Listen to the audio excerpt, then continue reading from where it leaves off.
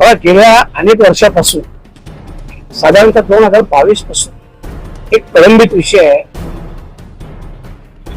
प्रशांत पाटील, सिद्धेश पाटील, देवेश पाटील, सुमित पाटील या चौघांनी एका बिल्डरशी एक अग्रीमेंट केला.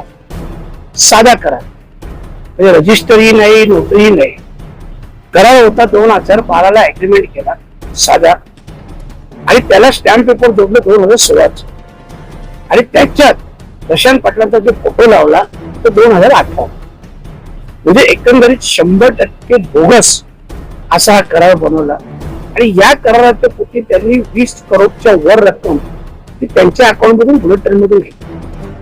मुळात तो विषय असा आहे तर ती जी सर्वे नंबरची जागा आहे, जे सर्वे नंबर किती असेल 28, ही सर्वे नंबर 28 साठी माहितीसाठी सांगतो की बुलेट ट्रेनचा GR आला 2018 नोव्हेंबर.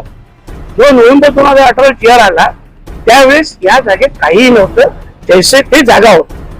परंतु बुलेट ट्रेनचा GR आल्यानंतर 2019ला या लोकांनी त्या जागेत काम केलं.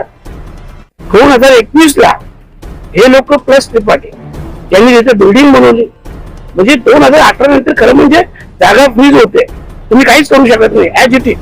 पण 2021 केलं. का केलं यांनी? तर यांना कल्पना होती त्या जागेची किंमत फॉर एक्झाम्पल पकडा 25 रुपये असेल, तर यांनी त्या जागेत 100 रुपयाचं स्ट्रक्चर उभं केलं. स्ट्रक्चर याच्यासाठी उभं केलं की सगळ्या अधिकाऱ्यांना मॅनेज करून, PWD असतील, इथले प्रांत असतील, नळकर, सगळ्यांना मॅनेज करून 100 रुपयाचं स्ट्रक्चरची व्हॅल्युएशन 200 रुपये दाखवली. आणि 200 रुपये दाखवली, फॉर एक्झाम्पल तुम्हाला बोलतो मी, 200 रुपये दाखवली आणि त्यांच्या नियमानुसार बुलेट ट्रेनच्या त्याची किंमत 2.5 पटीने झाली. म्हणजे त्याची किंमत झाली 500 रुपये. ज्या जागेचे शासनाला 25 रुपये द्यायचे होते त्या जागेचे शासनाला 500 रुपये द्यायला. एक जबाबदार लोकप्रतिनिधी म्हणून माझे कर्तव्य आहे. मी स्वतः जो विलंब होत होता, मी स्वतः मागच्या वेळेस न्यायालयात पत्र दिलं, न्यायाधीशांना पत्र दिलं, मी विनंती केली, त्यावेळेस विलंब माफ.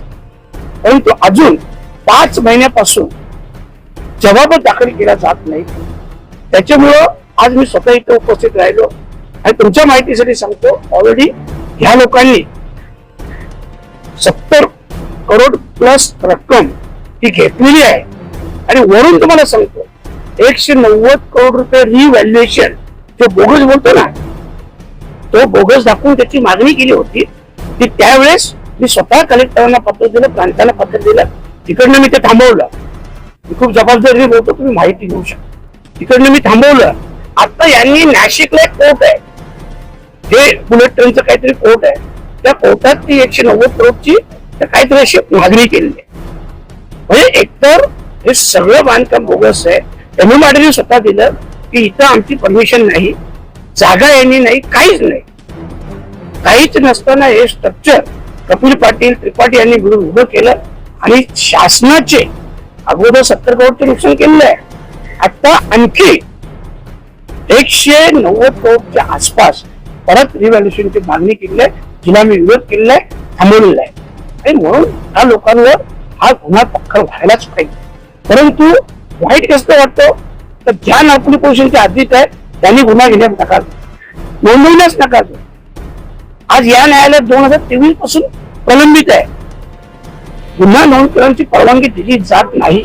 मला वाटतं 156(3)च्या नुसार ना, 156(3)च्या नुसार तो गुन्हा दाखल करण्याची परवानगी ही न्यायालयाच्या माध्यमातून 2023 पासून 2.5 वर्ष व्हायला ही परवानगी न्यायालयातून मिळत नाही. म्हणून आज मी स्वतः आलो होतो, ऐकलं. पुढच्या 27 तारखेला तारीख आहे, पुन्हा 27 तारखेला मी हजर असेल.